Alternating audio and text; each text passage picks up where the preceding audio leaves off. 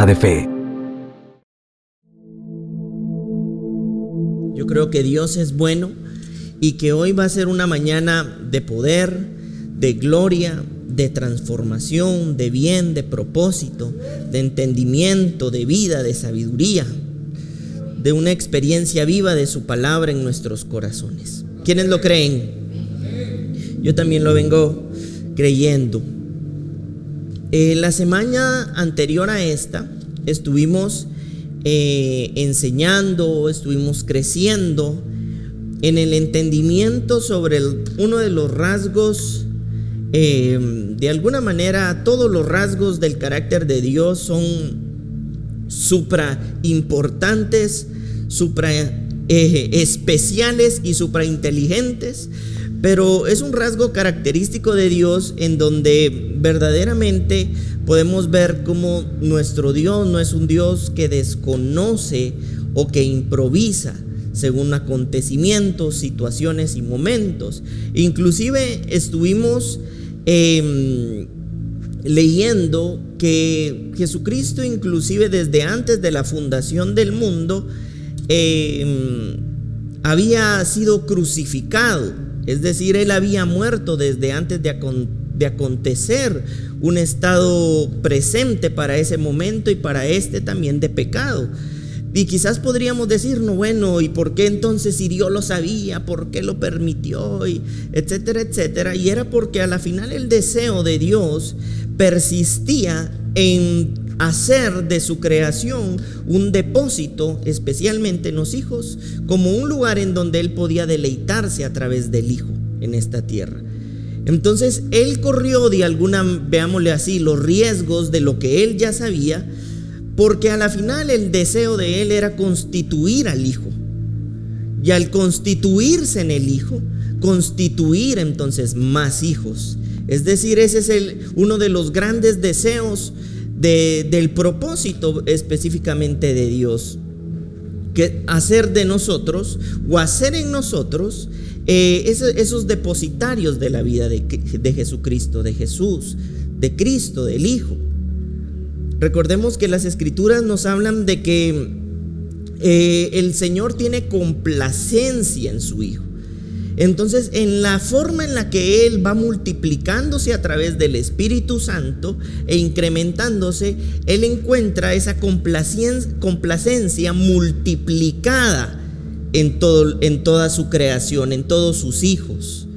Por eso es que también dice la Escritura que la tierra gime precisamente por ese entendimiento y por esa revelación, en donde todos los hijos alcancen ese nivel de vida.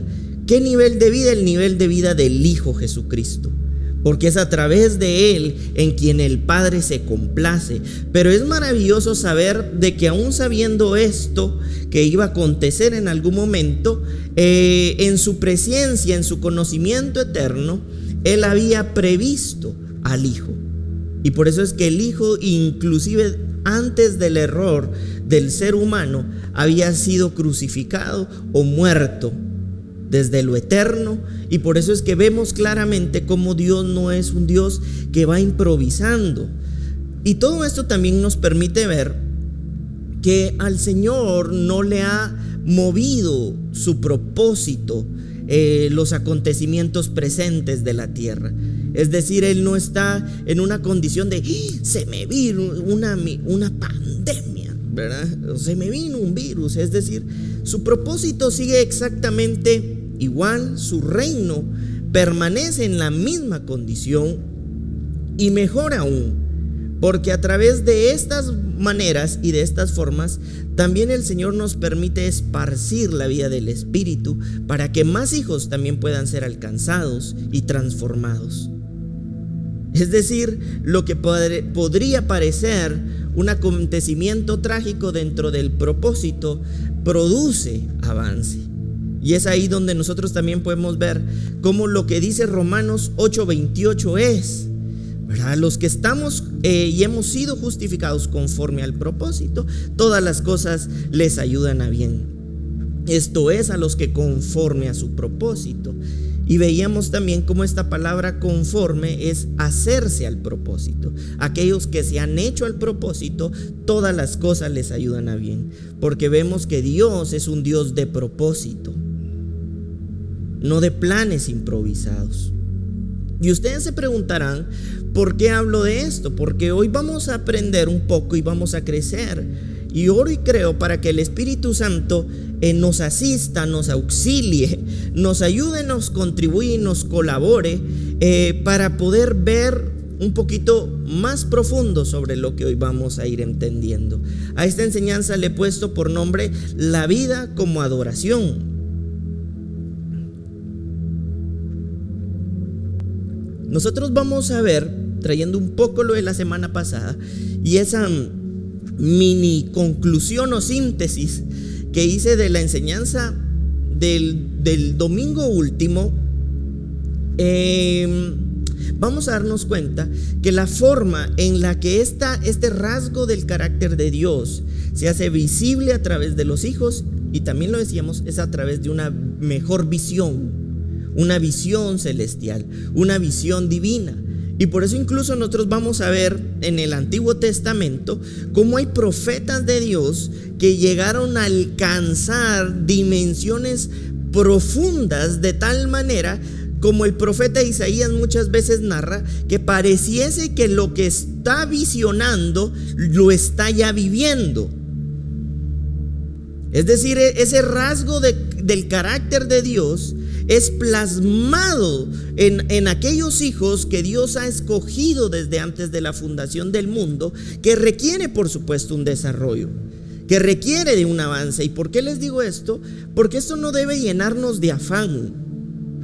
¿En qué sentido no debe llenarnos de afán? Ay, yo ya no veo y qué, ¿verdad? Y no es así. En realidad esto es el resultado de una vida que se va desarrollando, que va creciendo, que se va entrenando y que se va ejercitando. Por eso también la Escritura habla de aquellos que han ejercitado sus sentidos espirituales. Parte de estos sentidos espirituales está el sentido de la visión divina. Entonces nosotros no podemos esperar que todas las cosas surjan como un acontecimiento mágico y como una bomba, ¿verdad? Sino este es el resultado de una vida en desarrollo, de una vida en crecimiento. Y lo vemos inclusive después en el Nuevo Testamento, donde encontramos también figuras importantes de los hijos de Dios, como los apóstoles. Gente que no fue apresada por acontecimientos presentes, y que incluso podemos ver a alguien como el apóstol Juan, que hasta el día de hoy se ha, por lo mismo, por quizá la falta de visión en muchos de nosotros como hijos, malinterpretado el libro del Apocalipsis. Se ha sacado completamente de contexto, porque el apóstol Juan, para plasmar esa visión, él mismo declara que está en una posesión espiritual. Está en un estado profundo, inclusive como le pasó al apóstol Pedro, donde está en un estado de éxtasis espiritual, en donde puede ver y conocer lo que al ojo humano es imposible ver, conocer y entender. Entonces nosotros, ¿por qué les menciono esto? Porque podemos ver a lo largo de toda la historia de la Biblia cómo este rasgo característico de Dios es real, ¿verdad? Y en la medida en la que nosotros crecemos en esta visión celestial, nosotros vamos a ser gente que no va a ser detenida fácilmente. Por no decir que se convierte en una generación imparable en el entendimiento y en el crecimiento de Cristo.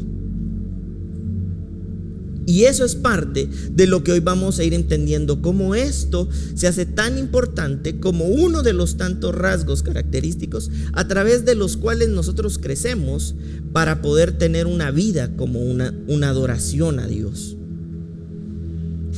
Vamos a darnos cuenta que es importante crecer en esta nueva visión divina, porque uno nos permite ver más allá de nosotros mismos. Tú te vas a dar cuenta que a lo largo del tiempo, si algo ha detenido a muchas personas es precisamente la falta de visión, y esta carencia de visión hace que las personas no puedan ver más allá de lo que los agobia, de lo que los ahoga, de lo que ellos son, de lo que ellos tienen, de lo que ellos contienen de alguna manera.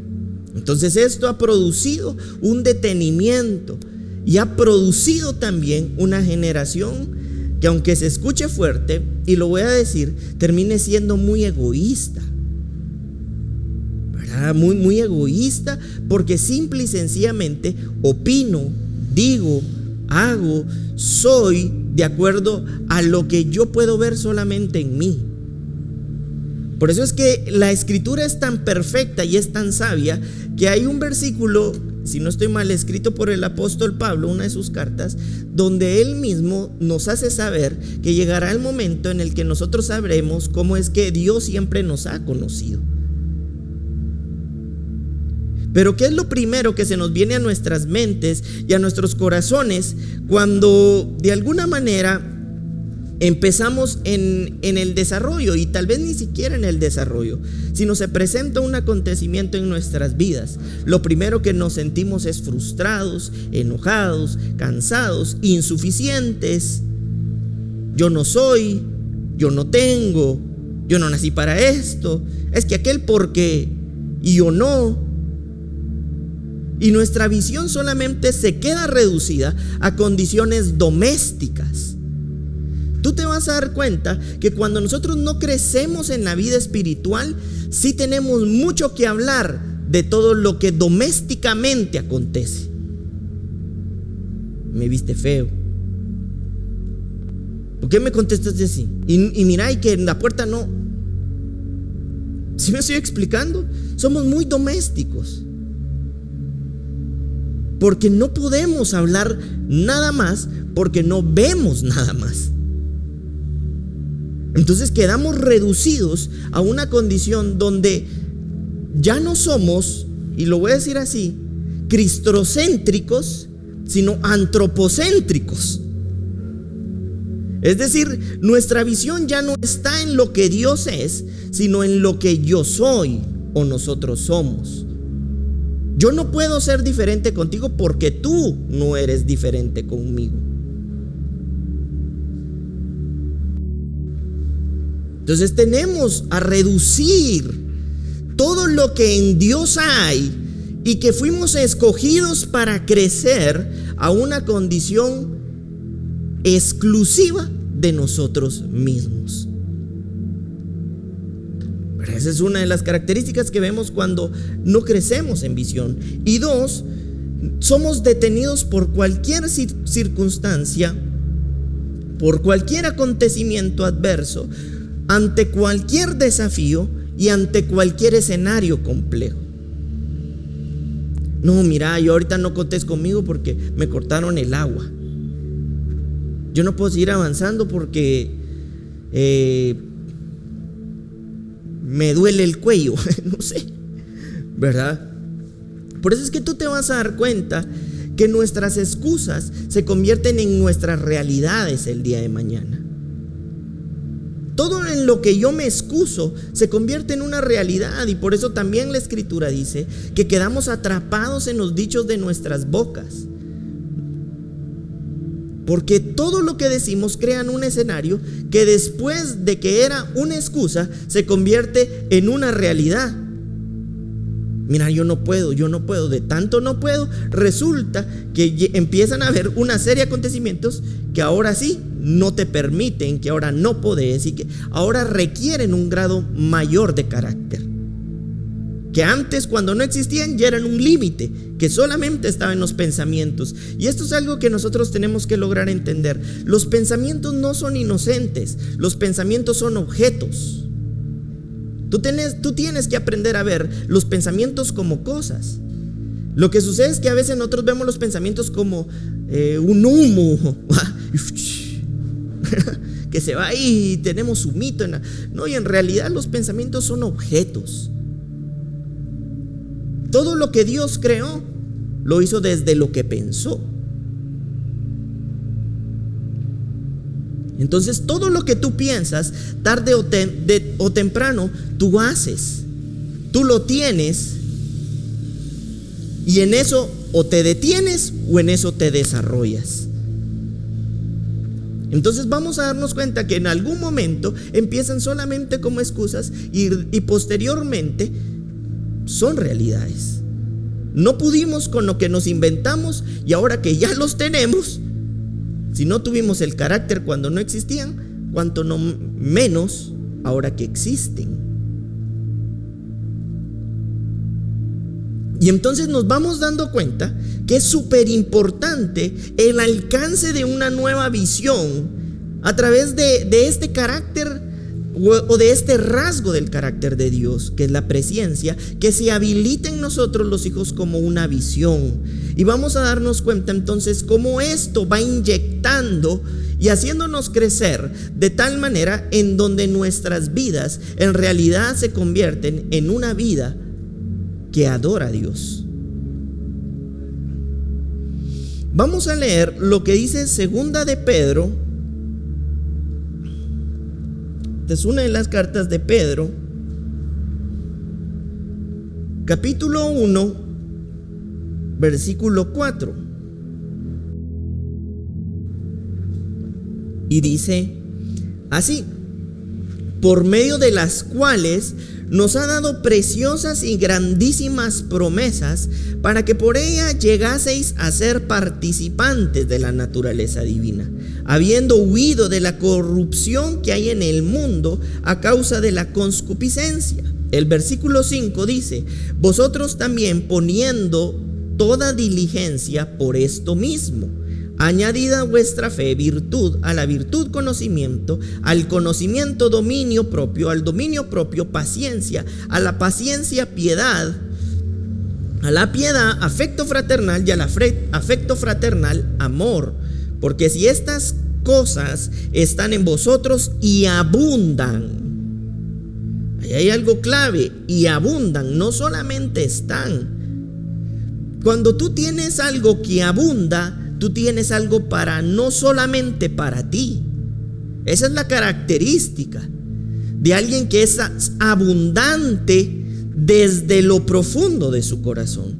Quien es abundante desde su interior no depende de lo que tiene afuera, sino de lo que contiene adentro.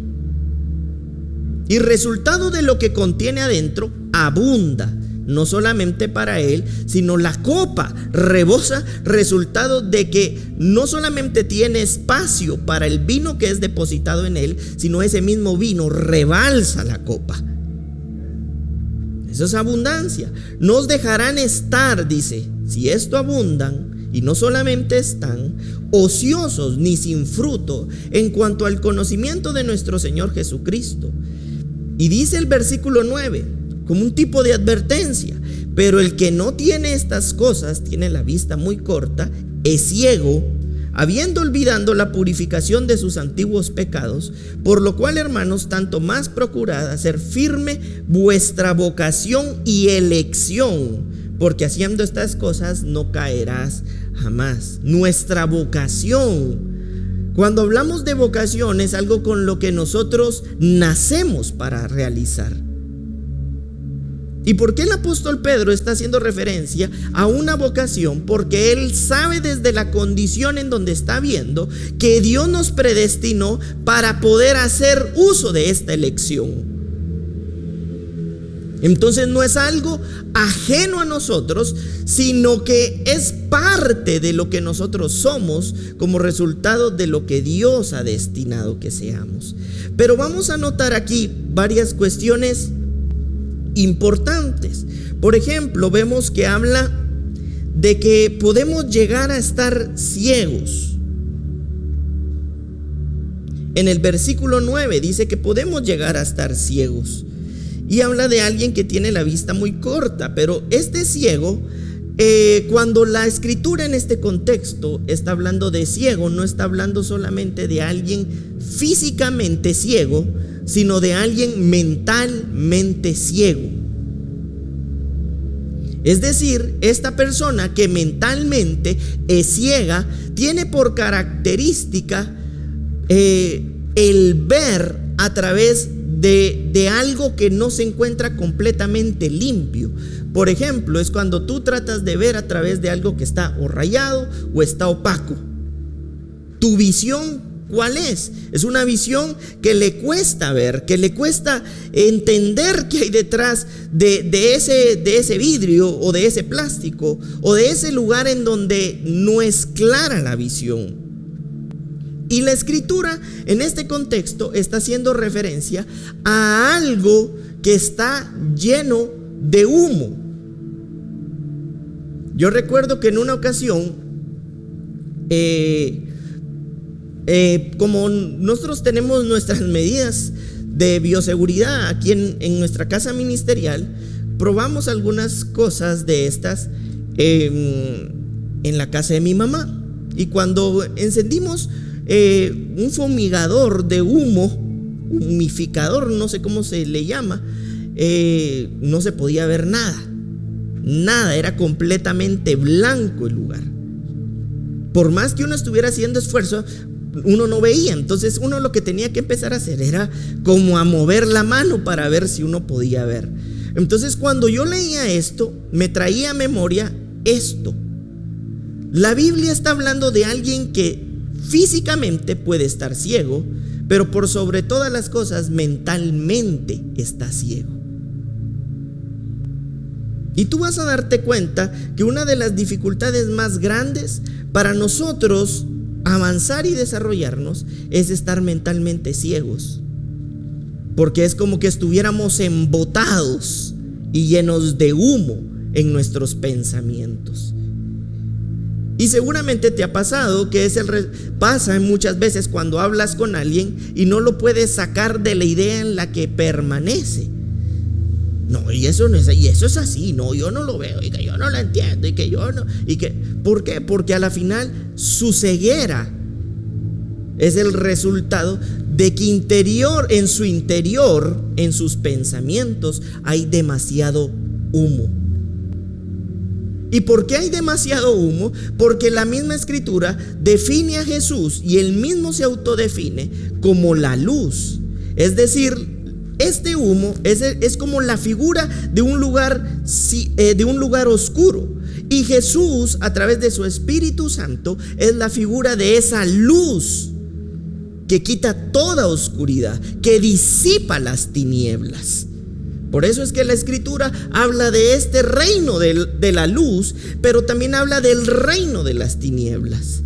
Porque el reino de la luz y el reino de las tinieblas empiezan a tener un poder, pero no desde afuera, sino desde lo profundo de nuestros corazones y de nuestros pensamientos. Entonces, cuando el apóstol Pedro está diciendo esto, está haciendo referencia a aquellas personas que permanecen todavía en una condición de tinieblas que produce que estén completamente ciegos mentalmente hablando. Pero ¿sabes qué es lo poderoso y lo glorioso? Y lo que a mí me remueve mucho mi interior es de que está hablando de aquellos que ya participan de la nueva naturaleza. No está hablando de los que no participan de la nueva naturaleza. Es decir, el ser participante de la nueva naturaleza no lo debemos asumir como algo mágico.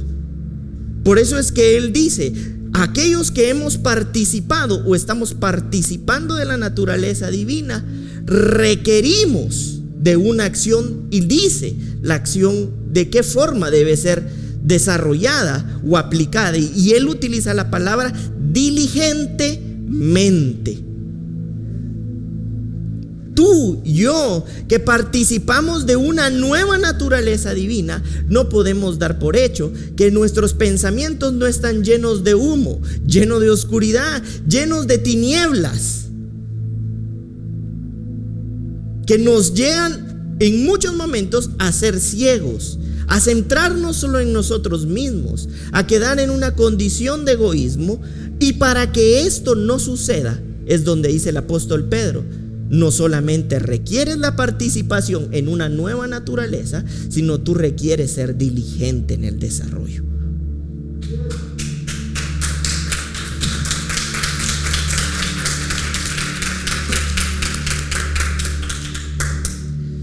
vemos también otra palabra aquí importante y habla de vista muy corta. Este vista muy corta viene de un griego, que tal vez lo podemos poner, y es muopazo. Ahí va a aparecer. Ahí está.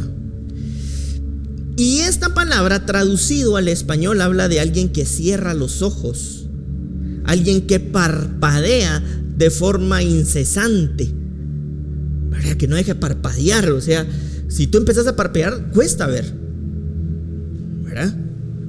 Y también hace referencia a alguien que es miope. Miren, yo como no soy oftalmólogo, ni optometrista, ni he trabajado en ninguna clínica de los ojos, pues no tengo un conocimiento profundo sobre los problemas de los ojos. Pero según yo más o menos leía, el miope tiene la incapacidad de ver de lejos. Es decir, el apóstol Pedro sabía lo que estaba diciendo en este contexto. En otras palabras, estaba hablando de una generación que participaba en una nueva naturaleza, pero que era miope. Están los ciegos y están los miopes.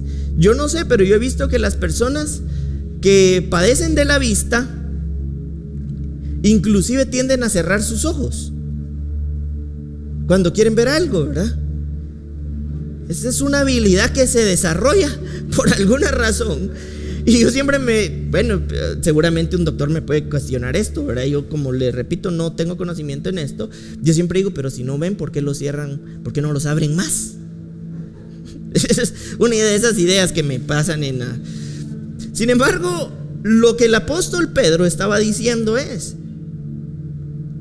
para que tú no estés ciego, embotado, lleno de humo en tu entendimiento, en tus pensamientos, lleno del reino de las tinieblas en tu corazón y en tus pensamientos, y para que tú no seas miope y no puedas ver de lejos, es necesario que tú primero participes de una nueva naturaleza. Pero que a esa nueva naturaleza tú le sumes la diligencia. Pero aquí quisiera yo hacer un énfasis. Muchas veces nosotros venimos y decimos: ay, no, si supiera que yo soy bien aragán y a mí se me olvida todo. Pero lo que no estamos tomando en cuenta es que como todavía nuestra vista es extremadamente corta, nosotros seguimos centrando las opiniones en lo que nosotros éramos. En otras palabras, cuando la nueva naturaleza llega a posicionarse, llega a constituirse en nuestras vidas, esa nueva naturaleza trae a disposición también nuevas capacidades, nuevos atributos y nuevas habilidades para formar un nuevo carácter.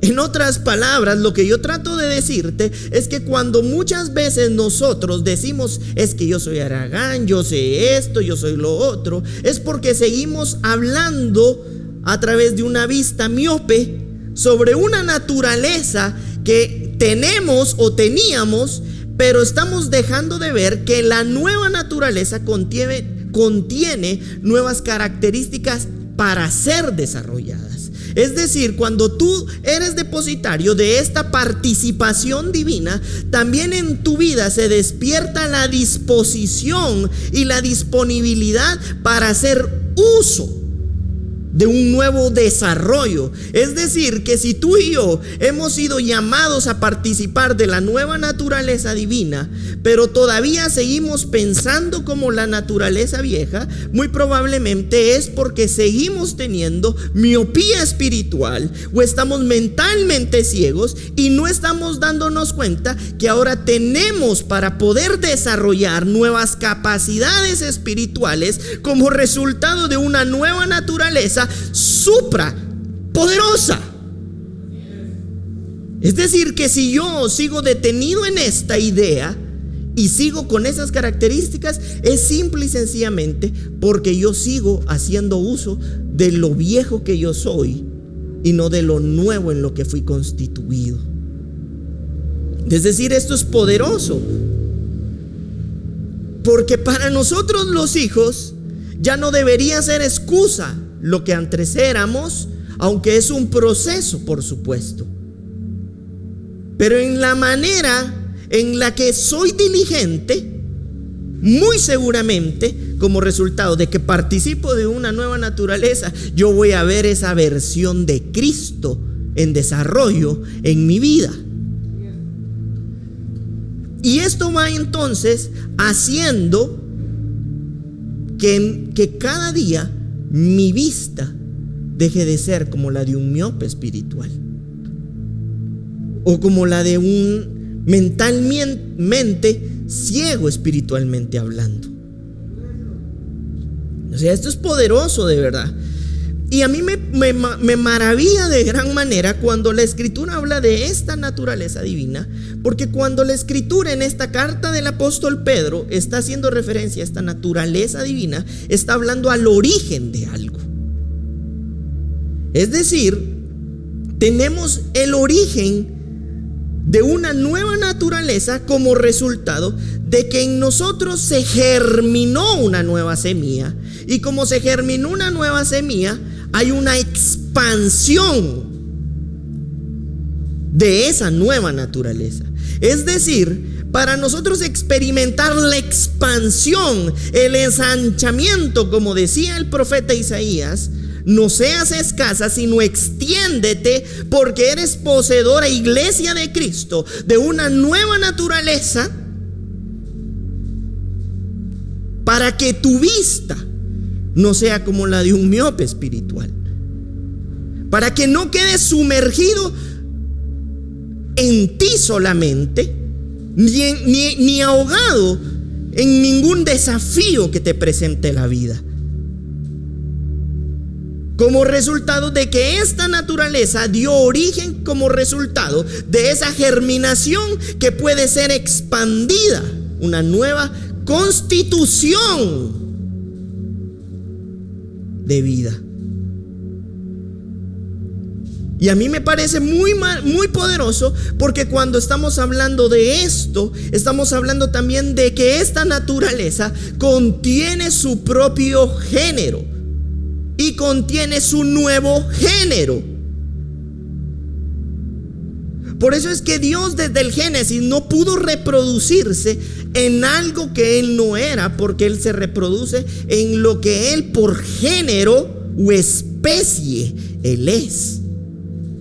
Por eso es que en el Génesis dice, hizo los animalitos, e hizo las plantitas, pero cuando hizo al hombre,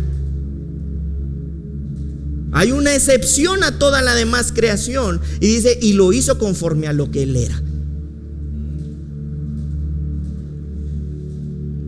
Esto es maravilloso. Quiere decir que esta nueva naturaleza contiene la especie, el nuevo género divino. Por eso es que el apóstol Pedro habla de que somos participantes de esta nueva germinación, somos participantes de este nuevo origen, somos participantes de esta nueva expansión y somos participantes de este nuevo género o especie. Y hay algo que también a mí me parece completamente maravilloso, porque cuando la Escritura está hablando en esta carta del apóstol Pedro de la naturaleza divina, también está hablando de una nueva condición nativa. Yo no sé si hemos escuchado esa palabra. Es que aquel es nativo de, por eso le gusta el calor. Es nativo, por eso le gusta el frío. Es nativo, por eso come, por eso toma, así, ¿verdad? Porque la natividad es considerado como algo cultural, pero a su vez también genético.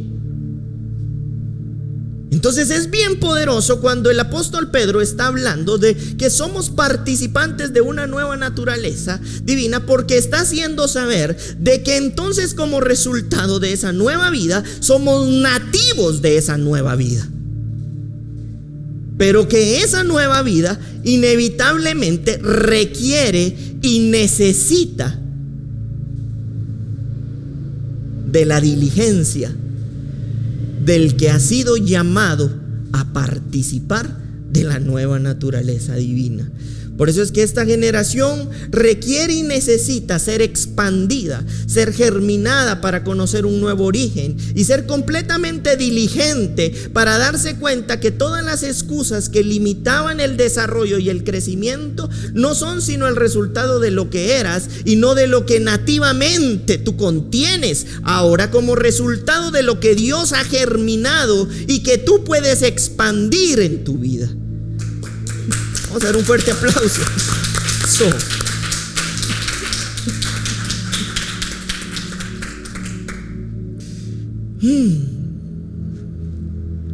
Y esta nueva naturaleza también nos hace participantes entonces de una nueva constitución, pero también de un nuevo uso. Es decir, si somos participantes de esta nueva naturaleza, es para hacer uso de esa nueva naturaleza, no para adornarnos, ¿verdad? Soy participante de la nueva naturaleza, pero no la uso. Sigo usándola. Es decir, es como que si te hubieran cambiado, para no irme muy, que se escuche mal, la computadora a una mejor computadora, pero a ti te gusta usar la que todavía es a blanco y negro, ¿verdad? Y la que tienes que meter un montón de códigos para poder entrar porque seguimos operando en una configuración pasada, errada, antigua, llena de vicio, llena de error, llena de problema. Pero hay una nueva naturaleza de la que somos participantes porque ahora somos nativos de ella, pero necesitamos hacer uso de ella. Y es ahí donde empieza entonces a desarrollarse este crecimiento que va habilitando también en nuestras vidas una nueva forma de vista. Y este ser diligentes pues habla de que nosotros suministremos, proporcionemos, contribuyamos a la nueva naturaleza. En otras palabras, eso es lo que está diciendo el apóstol Pedro. Por eso inició hablando de la participación en la nueva naturaleza, pero posteriormente habla de la diligencia. Es decir, ministra, suministra, colabora, contribuye, porque el desarrollo de una vista que no sea miope espiritual o de una mente que no sea ciega espiritualmente no es un acontecimiento mágico, sino como el resultado, como dice la Escritura, de que se han ejercido y se han ejercitado los sentidos espirituales.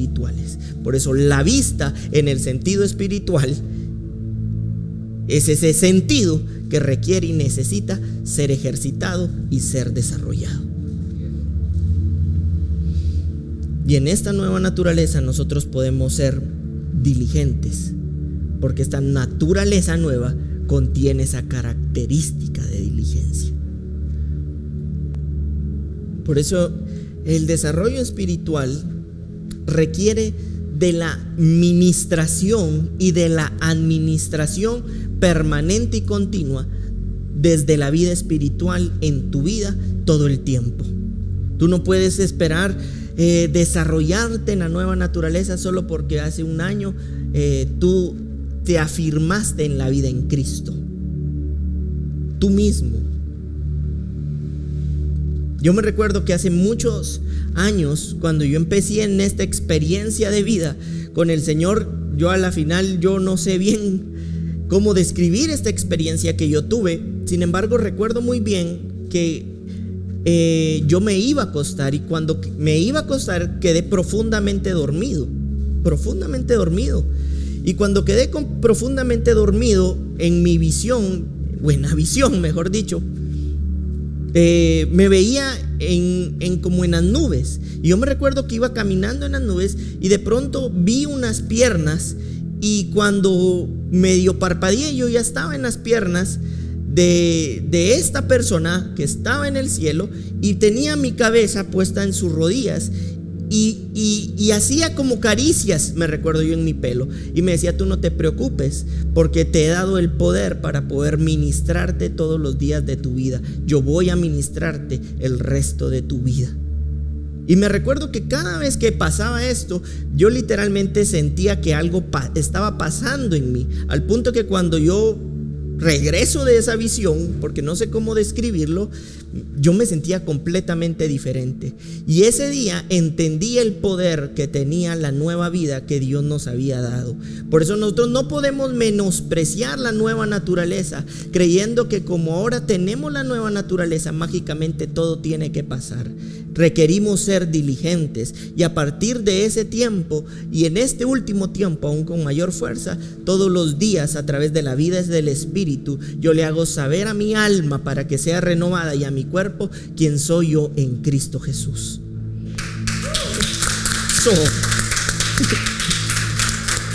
Fuerte aplauso.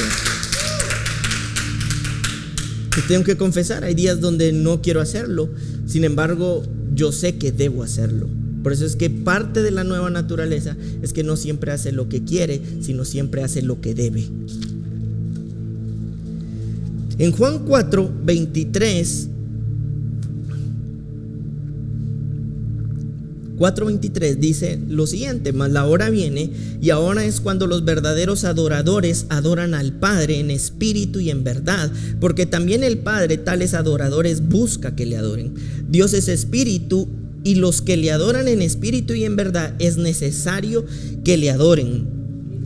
Aquí pasa algo poderoso, porque vamos a darnos cuenta que hay una vida en la que somos cultivados, pero hay una vida que también en nuestra vida es cultivada.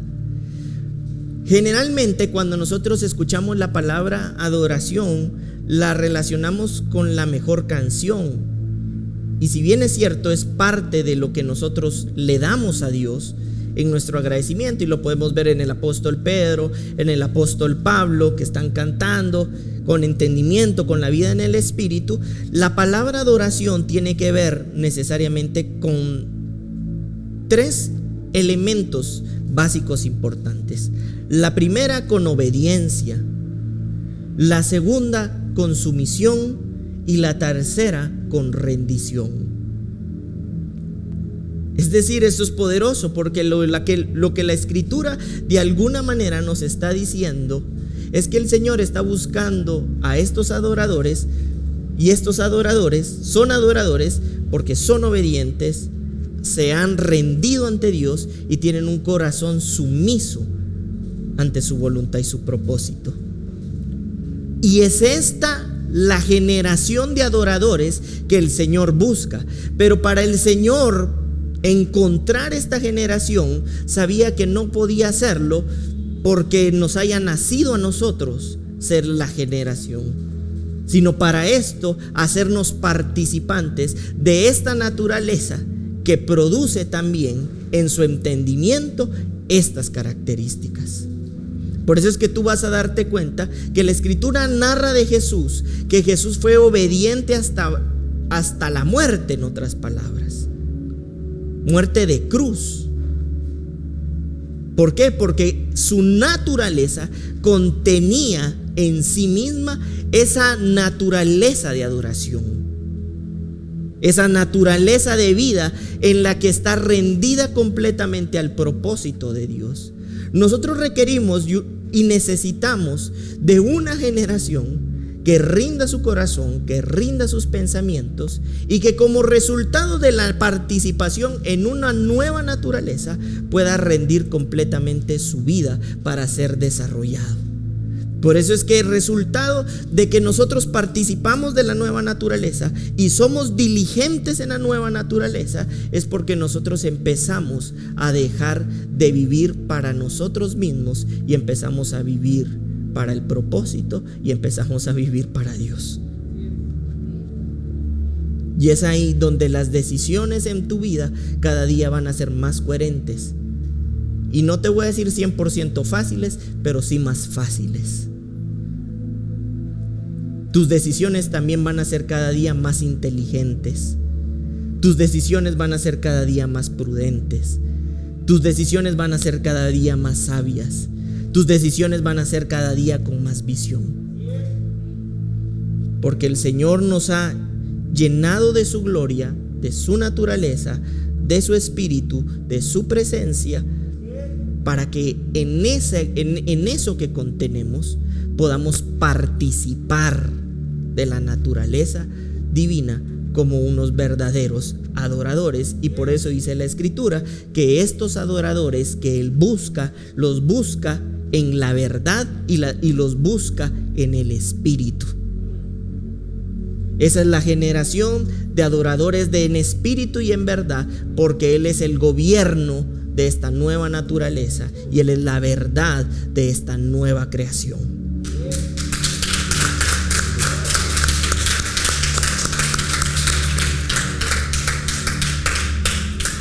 Vamos a leer lo que dice Juan 1:13. Este es un versículo que a mí me apasiona mucho y seguramente ya me han escuchado decirlo. Y dice: los cuales no son engendrados de sangre ni de voluntad de carne, sino ni de voluntad de varón, sino de Dios. Aquí pasa algo muy grande y muy poderoso, en donde voy a utilizar dos concepciones unidas a la espiritual, una biológica y una genética. Y se las voy a explicar. La Escritura habla de engendrar. Cuando estamos hablando de engendrar es porque el óvulo fue fecundado. En la vida humana eso es lo que pasa. Y eso es lo que espiritualmente también sucede. Hay una fecundación.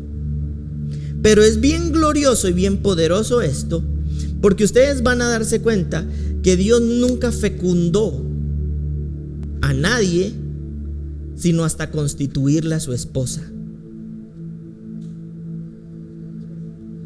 Por eso se llevó a Jesús, por eso viene el Espíritu Santo y se establece la iglesia. No fecundó a la novia, fecundó a la esposa. Pero aquí pasa algo bien poderoso. En biología hay una célula que se llama totipotente. Y esta célula totipotente es una célula especializada. Y hay dos tipos de célula totipotente. Uno, la del cigoto, que para los que estudiaron un poquito, tal vez de esto se recuerdan, y si no lo vamos a hacer memoria, es cuando empezamos a nacer nosotros, a través de la concepción. Y dos, el espora. Son células especializadas y se les conoce como totipotentes porque tienen la capacidad de generar vida por ellas mismas.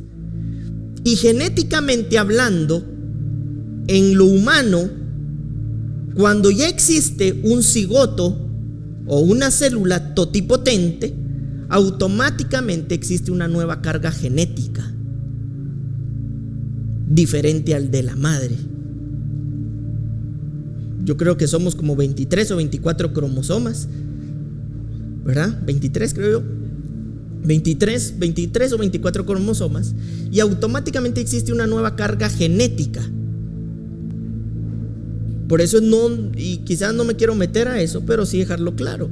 Esa idea de que la mujer decide sobre su cuerpo, asesinando a alguien que contiene ya una carga genética diferente, es no decisión sobre su cuerpo, porque ya es otra genética la que tiene ahí. Entonces pasa que en lo espiritual está pasando algo similar a esto. Es decir, el Señor nos engendra y pone una célula totipotente, pero agreguémosle de que no solamente no es humana, sino es la genética completa de Dios. Es decir, esa semilla que fue engendrada en nosotros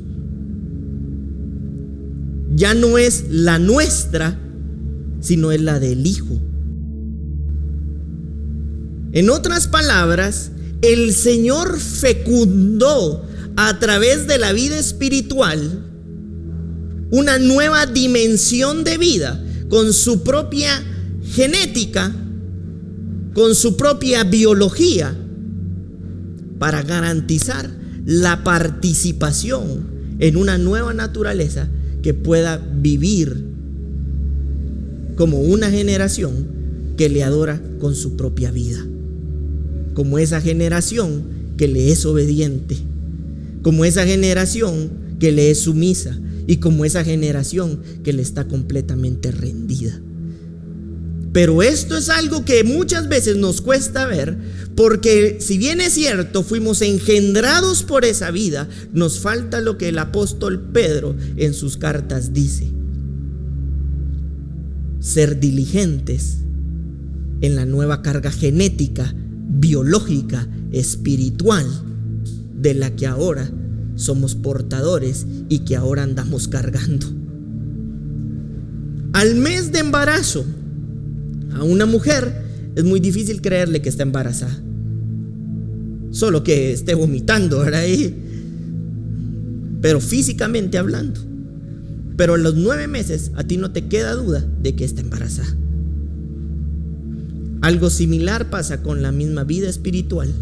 En un principio probablemente todos puedan dudar, pero el resultado de la diligencia es evidente de que tú estás cargado de una nueva genética, de una nueva vida, de un nuevo estilo de decisiones, de nuevos pensamientos, en donde ahora puedes hacer uso de todas estas características para poder ser desarrollado como un verdadero adorador en espíritu y en verdad. Por eso es que Jesús no fecundó a la novia, fecundó a la esposa, porque el Señor siempre ha operado en orden y en diseño. Y yo creo y estoy convencido de que el Señor ha escogido una generación que participe como resultado de su genética en las mismas costumbres y cultura de la de Jesús, que la de Cristo. Ay, pastor, entonces yo ya metí las patas, ya no me quiere Dios. No, el Señor no te ha dejado de amar, el Señor no te ha dejado de ser tu Dios. Simple y sencillamente has operado en contra de un diseño, y es el tiempo que alinees tus pensamientos como el de un verdadero adorador.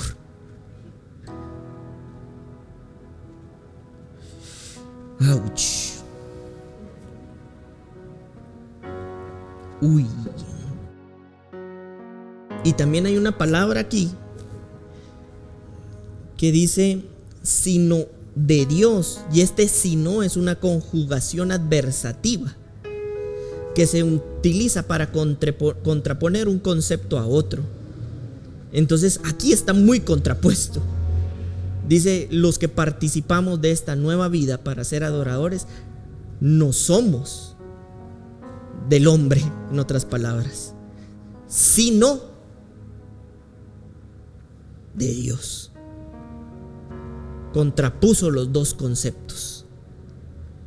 Por eso es que todos nosotros en su momento nacimos en el linaje adánico, muertos en nuestros delitos y en nuestros pecados.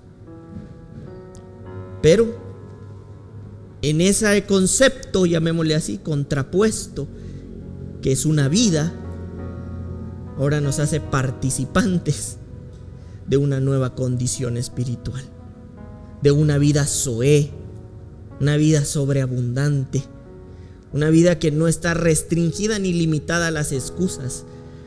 Pero para poder hacer uso de esta nueva naturaleza,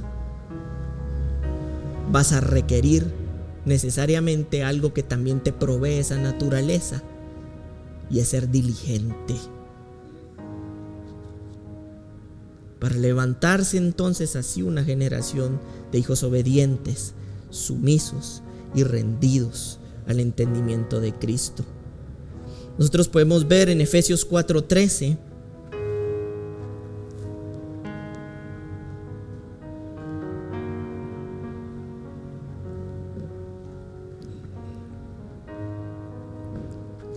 hasta que todos lleguemos a la unidad de la fe y del conocimiento del Hijo de Dios, a un varón perfecto, a la medida de la estatura de la plenitud de Cristo. La vida de un adorador empieza a cambiar en decisiones, en acciones. Quizás un día no te nazcan, por eso no es mágico. Por eso requieren de la formación del carácter. Nuevos pensamientos que requieren una acción permanente en la vida del espíritu, en donde tú te afirmas en las verdades eternas. Porque el anhelo y el deseo de Dios es tener una generación que le adoran como espíritus y en verdad. Pero también una de las expresiones más gloriosas y grandiosas de un adorador es de que está camino a la unidad, a la estatura de quien es perfecto.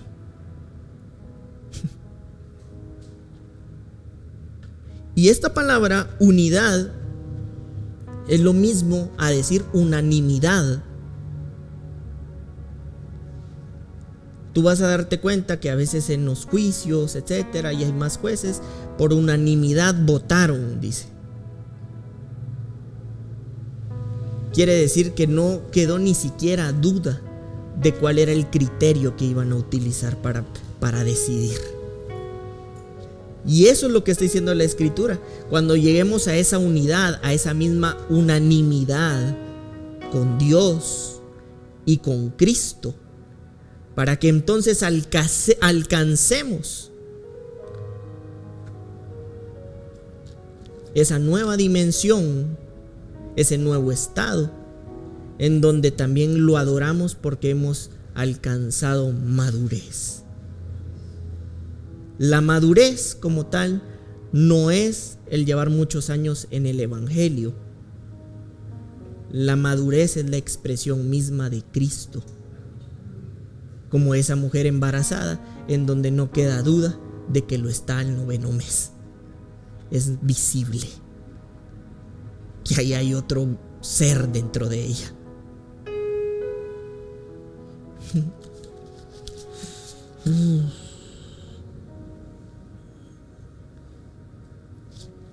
Hay una versión que dice algo, y quiero leerte, lo tengo acá, creo yo. En Efesios 4:13.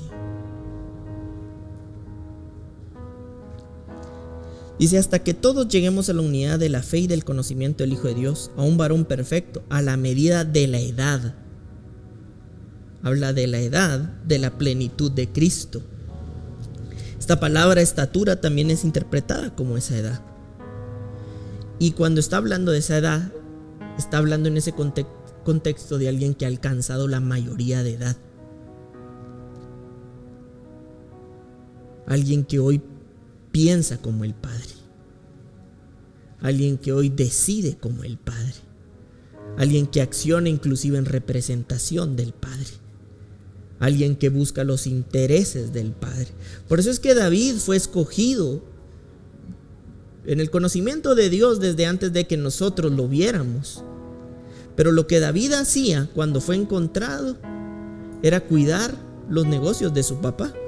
Y dice la Escritura que entonces si se tenía que pelear contra un oso, contra un león, ahí la UFC no era nada. Pero era la figura de Jesús, que estaba en los negocios del Padre. Y él fue escogido por eso, porque pensaba en el Padre antes de centrarse en sí mismo.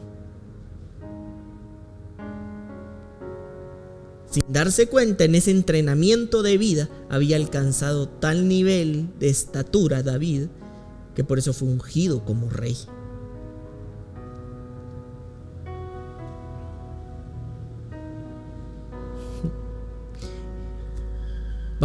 Y este es el último versículo, Juan 14:12.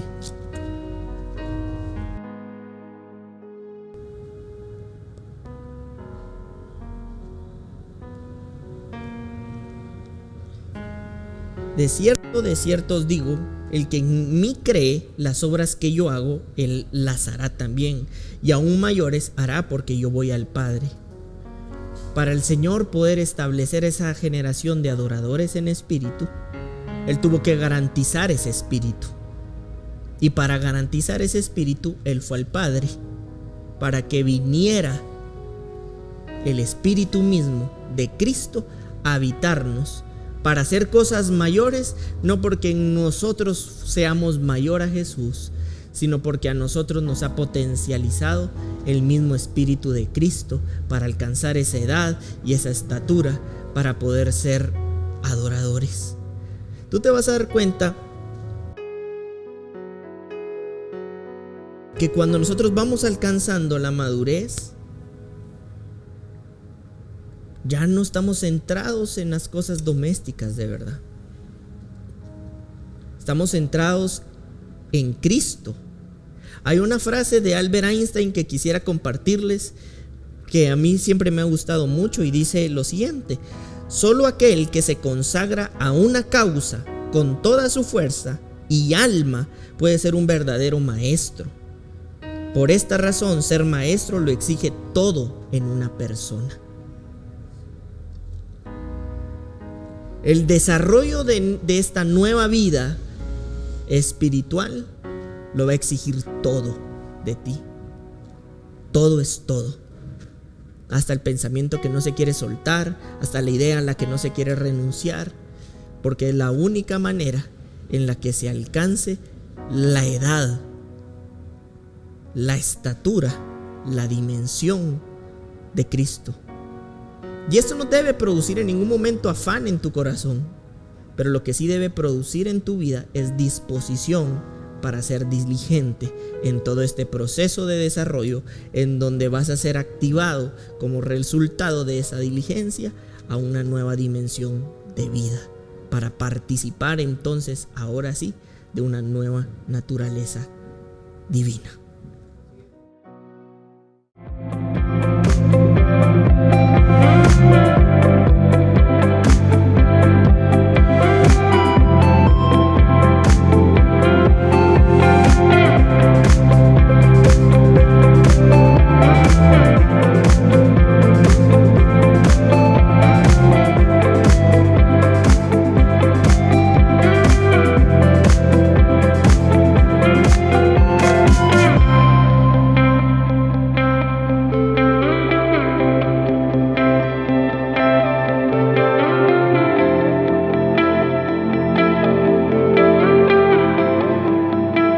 Casa de Fe.